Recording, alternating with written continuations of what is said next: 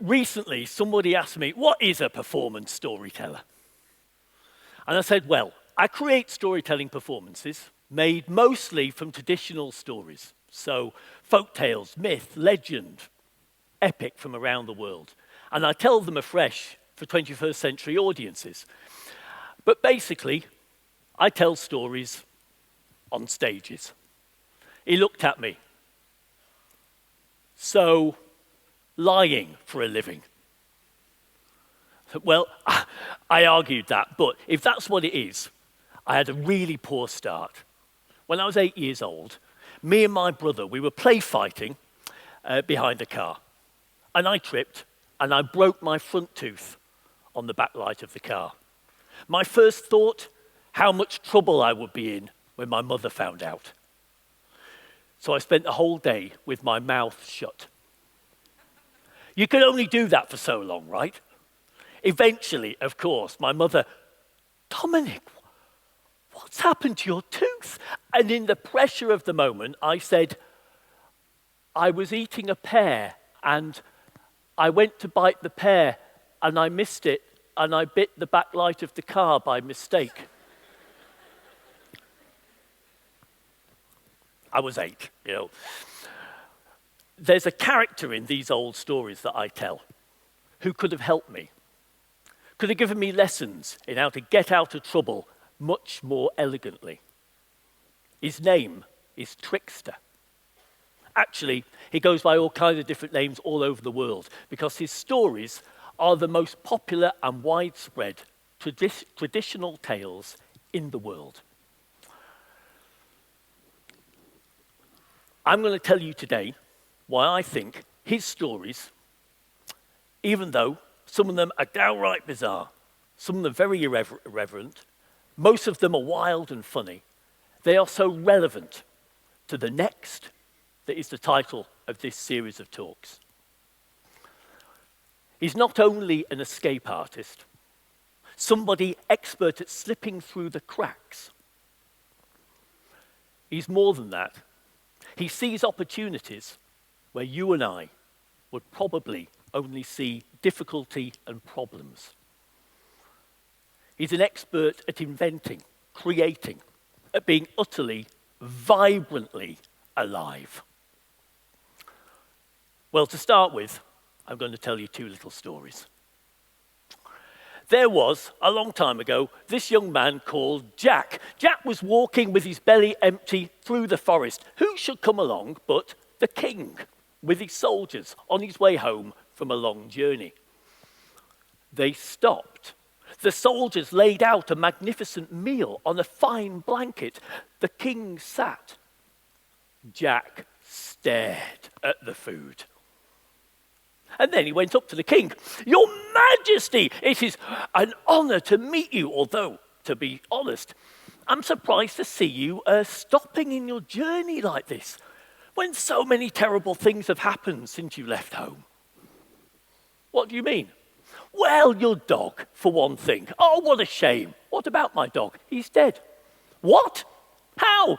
He ate too much of the meat from your best horse. My stallion dead? Well, how? He died in the fire. What fire? The fire that burnt down your palace.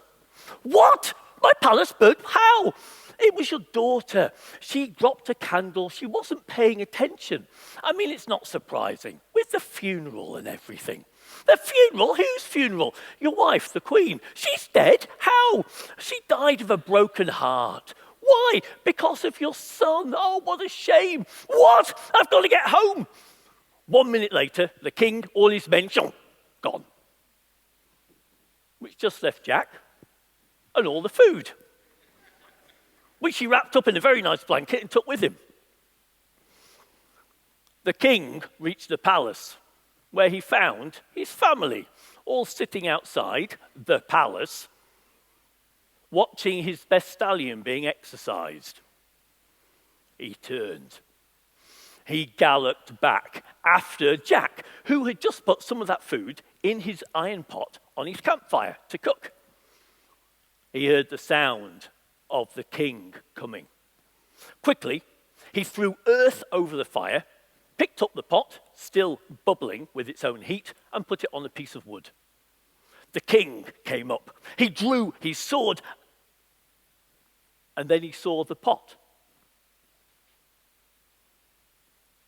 No fire.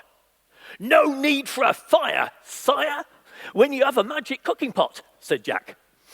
I just have to tap it with this stick and say, boil, pot, boil, and it cooks by itself. I want that pot. Jack, you give me that pot, I'll give you 200 gold coins. For a magic pot, sire, where would I find another magic pot? 300, done. The king took the pot. In the palace, he put it in the middle of the hall. He invited all the guests. Put the meat in the pot, no need for a fire, but your majesty, no, you just wait and see. Boil, pot, boil. He tapped it again, a third time. He hit it. He bashed the stick against the pot until the stick broke, and then he galloped after Jack, who he found walking along the road playing a tune on his whistle. He marched Jack up to the top of the cliffs above the sea.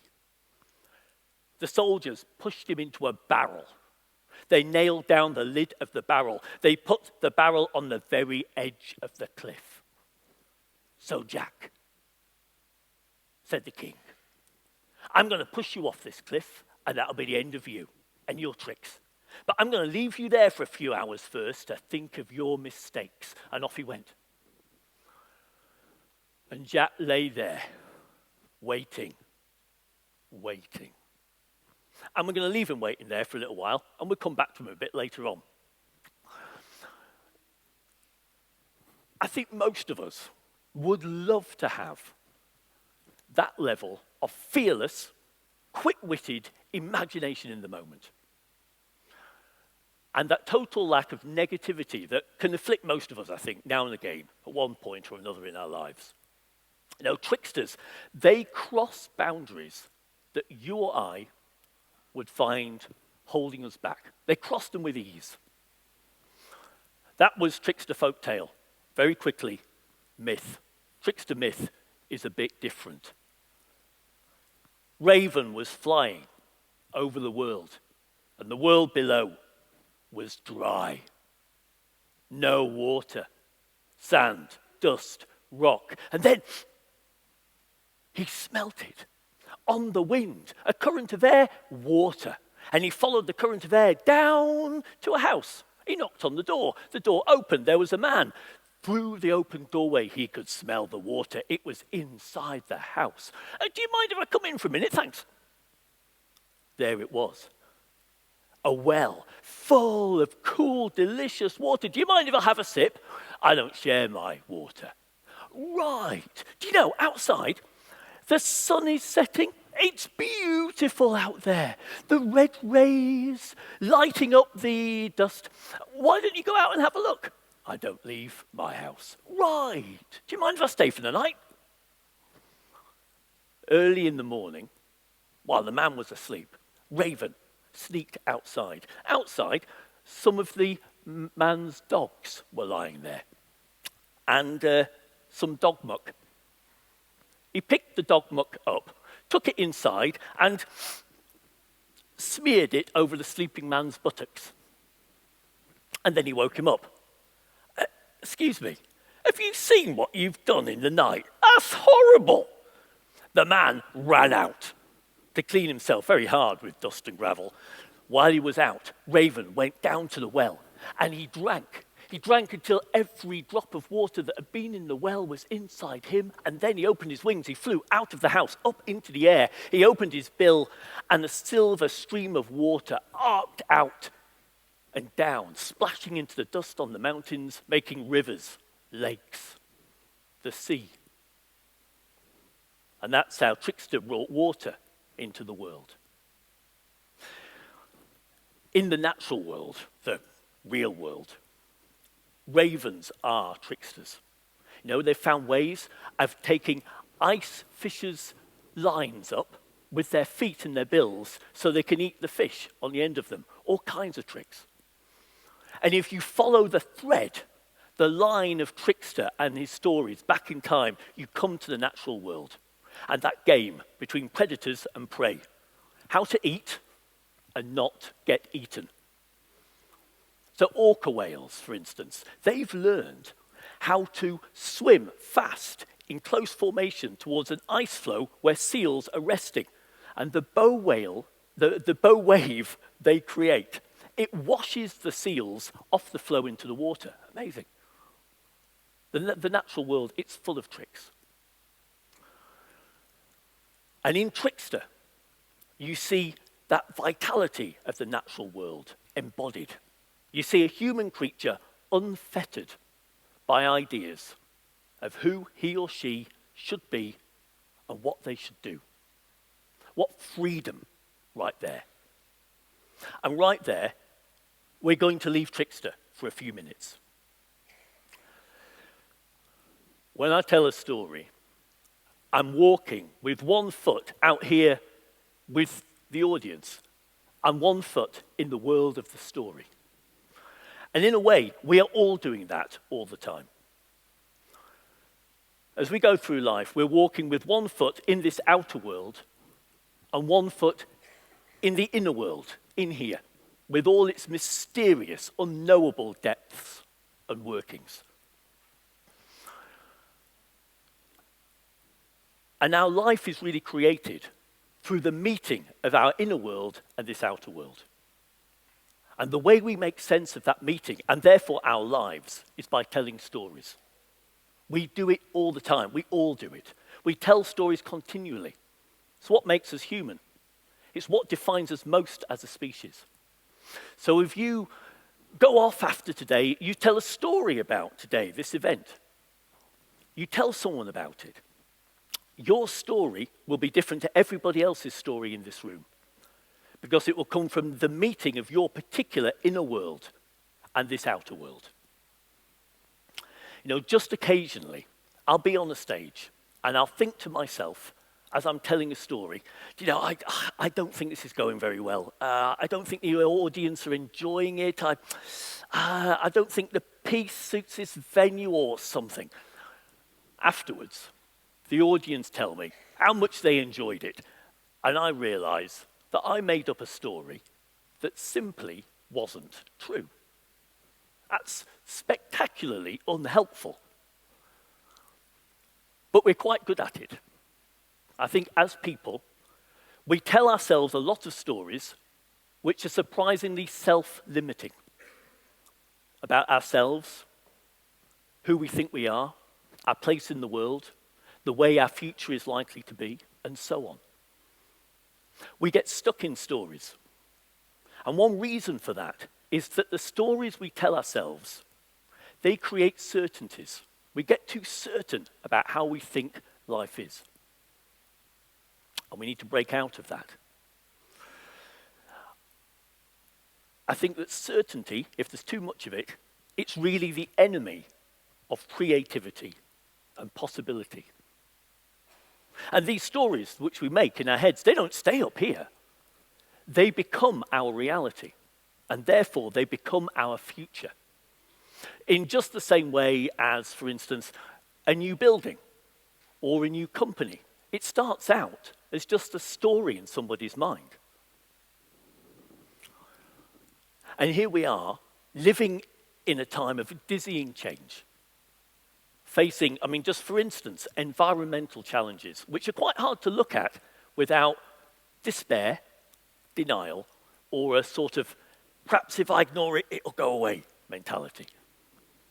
So we need to be fully alive and walk into our future with a verve and imagination as never before. And that's where Trickster comes back in. The poet Ted Hughes said, "Trickster draws its effects from unkillable biological optimism." It's a great line. He rattles along on biological glee. And Trickster's biological glee helps us to go straight back to our roots in the natural world and the vitality of those roots. You know, nature does not know despair. Probably we've all experienced moments in life where life feels a bit more spacious. For some reason, in the moment, ideas, insights come to mind easily. That is Trickster's experience at every moment. And that is our birthright. Nature's unkillable biological optimism is ours to have. And Trickster's strange old stories, they are a hotline to that experience, waiting to help us go out into our future with that necessary verve in imagination. The ancient Greeks probably summarized best the qualities that Trickster gives. He's versatile, they said, and full of tricks. A thief, a bringer of dreams, a spy by night, a watcher at the gate, one destined to bring wonderful things to light. I could go on, right, and start making a list of bullet points of advice that you could take in, that Trickster could teach us, but I haven't. And advice is really useful. But that meeting between our inner world and the outer world, it is so confusing and complex, isn't it? And it also requires richer, subtler, and more sustained help than that. And one source of help comes from a very unexpected source. Myths, folk tales, fairy tales, all these traditional stories. They are one of humanity's longest lived attempts to chart that interface between the inner world and the outer world. And they do it through extraordinary imagery, metaphor, muscular story. Not only that, they've percolated down to us through whole peoples, through millennia sometimes. So they have within them a distilled experience of humanity for us to draw on. They're a store of truths about our timeless struggles and challenges as people. An inexhaustible resource. I've got a friend who is familiar with Trickster stories. And she says that when she feels stuck in life, she consciously brings Trickster to mind. And that immediately brings her in touch with the wit and the wisdom encoded in those stories, the human experience, and also with their sheer energy and freshness. And in order to go into our future fully creative, I think we need that permanent revolution inside. We need to be continually questioning how we see ourselves, how we see the world, the stories we're telling in the moment. We need to overturn the established order within us. And that's one reason why Trickster stories are the most widespread on the planet. And also why they're my recommended bit of kit to take us into the next that we're all walking into. Now, that would be a natural place to stop, except that we've left a young man in a barrel on top of a cliff. I mean, you can't do that at the end of a talk, can you? That would be careless. Jack lay in the barrel. He heard the sound of a horse. And galloping by, there was a rich man leading his cattle to market. As he went past the barrel, Jack said, "To paradise, to paradise, to paradise I go." The rich man stopped. "Who's in there?"